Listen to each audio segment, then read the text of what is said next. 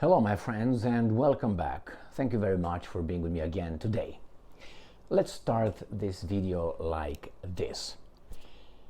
Look around where there are major wars. I'm not talking about little tribal wars or neighborhood versus neighborhood like Chicago shit. No, in the world. And you, most likely, I would say 99.9% of the times, you will find one common denominator. There is one country over and over and over present, always on the side of the good. That's how it's being presented to us. And that country, of course, is the country of the United States of America, which received from God something telling saying that they are the official judge, prosecutor, and enforcer of their rule-based world order. What happened now? And if you want to look, for instance, and I would like you to look, in the past, you can go not only 30 years back, you can go more than that. Let's go with 30 some years. Let's start with Saddam Hussein. All right, let's start with the first whatever garbage happened over there, right? Remember 99, 90, 91 with Kuwait being invaded and so on. Remember, and then 1999, it was the attack on Yugoslavia. It was not approved by the United Nations Security Council, which makes it kind of illegal, given that NATO attacked and bombarded Yugoslavia, and NATO is a defensive organization. But was NATO attacked? No. Any criminals of war being, trialed, like Nuremberg trials style? No. Why? Because that's how world is led. That's how it works. Then you got, obviously, the awful September 11 attacks on the U.S. territory. And then you had these guys destroying a few more countries, which is based on lies and exaggerations and whatever. That is, if you remember, Iraq, then Afghanistan. Then they went and they decided that Mr. Gaddafi, General Gaddafi must, or Colonel Gaddafi, I don't know what he's got lately, then he got again killed by his own people with a civil war beautifully instigated and supplied by and then you got what? Then you got the Syrian war, the same way, the same forces of good intervening to help another uprising, another civil war. Right? And not only, look at Ukraine. Again, we are helping. Because why? We pushed NATO. They pushed NATO. And then Russia attacked unprovoked. Ukraine as the victim. Ukraine is the victim. But the Ukrainian people are the victim. Not the guys around. No, those are not the victims. Those are just the guys working with and for other interests, not the Ukrainian interest. So that's another one. Then you're going to have the Middle East. You have Iran.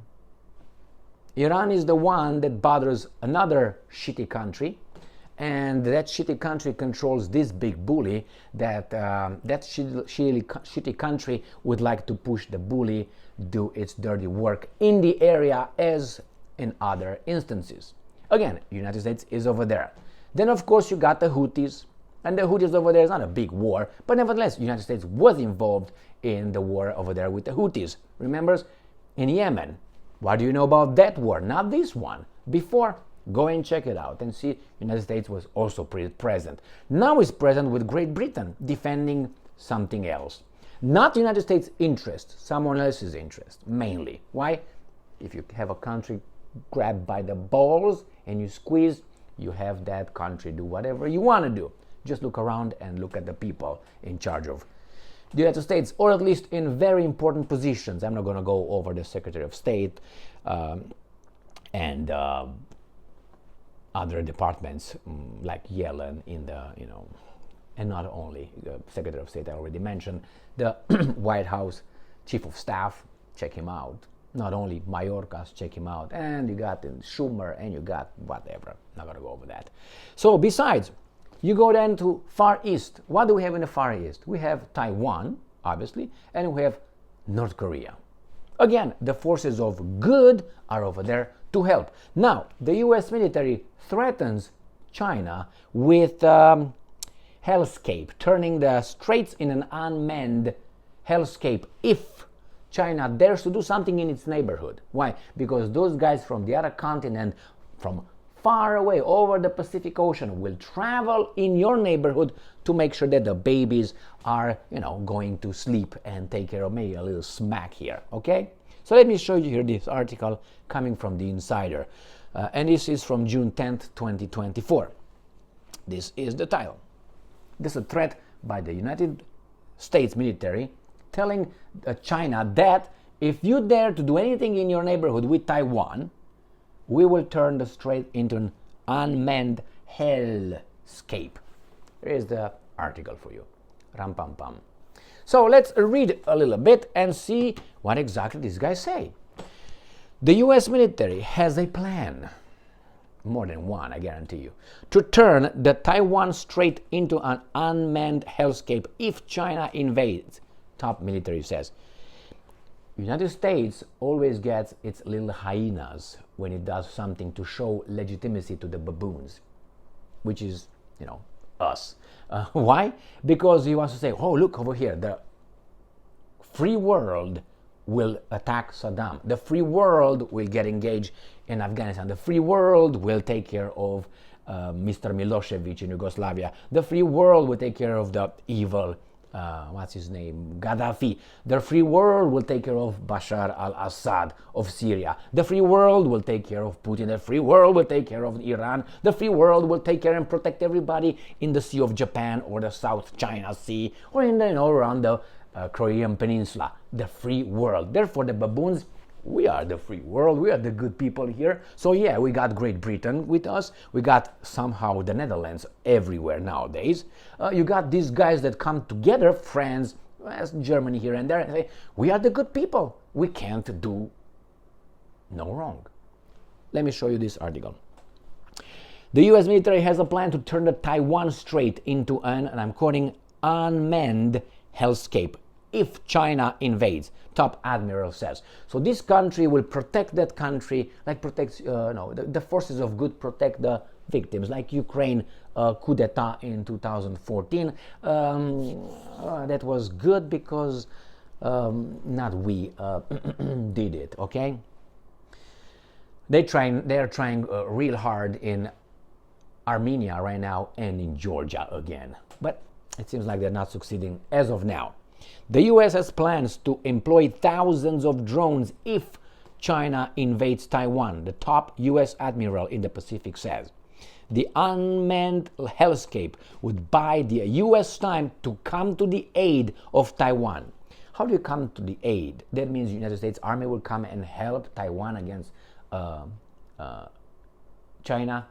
No, there's not going to be like that. It's going to be the imbeciles in Japan, the imbeciles in South Korea, the imbeciles in the area that will be used, like Ukraine is used, against Russia in order to fulfill someone else's economic interest. And they will send probably the Aussies, the Australians, will send probably the New Zealanders and other people who are free to keep peace in someone else's neighborhood, by the way. But that someone else, like China, cannot do anything in your neighborhood. Nothing. Like in Solomon Islands, no. You can't come 2,000 kilometers from the Australian territory because you're in my neighborhood. 2,000 kilometers. But the Americans from across the Pacific can come wherever they want. This is exactly what the empires do. We are attacked, and we have to protect ourselves and our citizens. Therefore, our interests are threatened, and our interests are everywhere and anywhere we say they are. Now, the unmanned hellscape would buy US time. China drills around the islands last month raised questions about what a blockade or invasion would look like. Remember, or if you don't, take a map and see where China is, Taiwan is, and United States of America are. All right? Now, what's going to happen over there in the Straits and with Taiwan? I think if you fan the flames, they will grow. And who's going to benefit? Who's going to benefit? The same guys who benefit in Ukraine. And it's not the Ukrainians, not the Russians. It's someone else. And I'm quoting here. I want to turn the Taiwan Strait into an unmanned hellscape using a number of classified capabilities, end quote. Admiral Samuel Papero, the commander of U.S. Indo-Pacific Command, told the Washington Post at the International Institute for Strategic Studies Shangri-La Dialogue Summit. In doing so, he said, I can make, and I'm quoting, their lives utterly miserable. I can make their lives utterly miserable for a month, which buys me the time for the rest of everything. All right? So he is like the guy says, where's my boat? It's not a fucking boat. All right? That's not your army. That's the U.S. Army. That's the U.S. Navy. But it's where buys me time. Well, when do these guys come to life?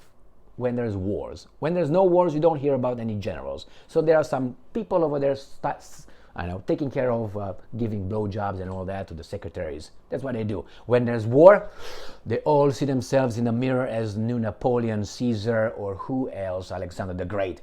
And then they say, we got a lot of former generals becoming U.S. presidents. So that opens for me the opportunity politically. That's what it is. Do you think that admiral thinks about the U.S. citizenry? No. He thinks about himself in the first place, which is, that's fine, but his position over there is not to take care of himself, okay? He is about to take care of our interests, and it seems like our interests are everywhere. So beware the world. These guys are the common denominator. Where they have an interest, which is resources, right? Or they want a strategic position against an enemy, they will get you. If they didn't get you, that means you have no interest in these guys. Once you have it, let's say you discover lithium, you're done. Thank you very much for being with me again today. Stay strong, stay smart, look for the truth, and be just.